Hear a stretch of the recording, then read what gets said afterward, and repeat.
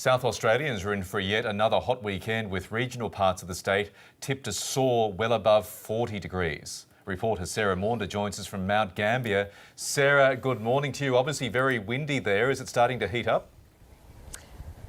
Yeah, it actually is quite windy this morning.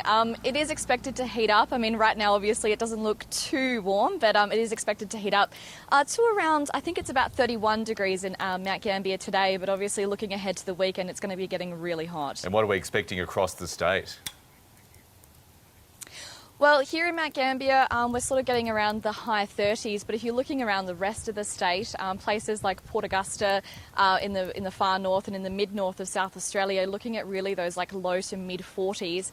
I think Port Augusta is expecting 45 degrees tomorrow and 46 on Sunday. Wow. So it is really going to be heating up over South Australia, that's for sure. Yes, and authorities are putting in place the appropriate safeguards. There are a number of fire bans in place today. So how will that affect Australia Day celebrations in South Australia, Sarah? Yeah, well, there is one fire ban in place for the Flinders district, so that's in the mid-north of the state. So that's the only one that we're sort of seeing today. Of course, with even hotter temperatures expected over the weekend, we'll sort of wait and see what the Country Fire Service does in terms of initiating some more fire bans over the weekend.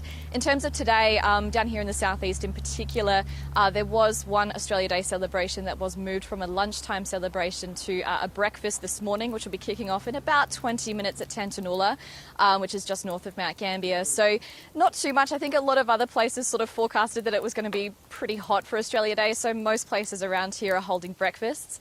Those people who are celebrating in Adelaide, I know there was quite a few Australia Day celebrations that were actually cancelled around Adelaide, and there probably will be anticipated some more, so people are being told to sort of keep an eye on their council Facebook pages and just sort of, if they're planning to attend any of those Australia Day celebrations today, just to make sure that none of them are either cancelled or pushed to the morning. Yes, and also take the appropriate personal precautions, the precautions we all should take in hot weather. Try to stay out of the sun, drink lots of water, and keep an eye on some older people you know who may suffer in the heat. Yeah, absolutely. I mean, it's all happening. I mean, we've only just had one heat wave about a week ago that saw a number of people go to hospital here in South Australia.